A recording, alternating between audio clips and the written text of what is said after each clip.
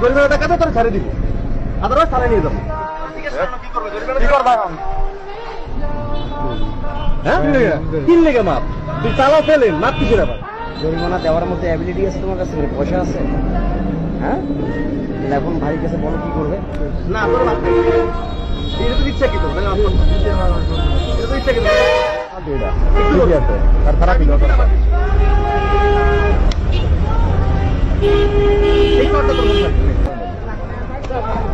ভাই। থাক আর মারেন না, থাক ভাই যান।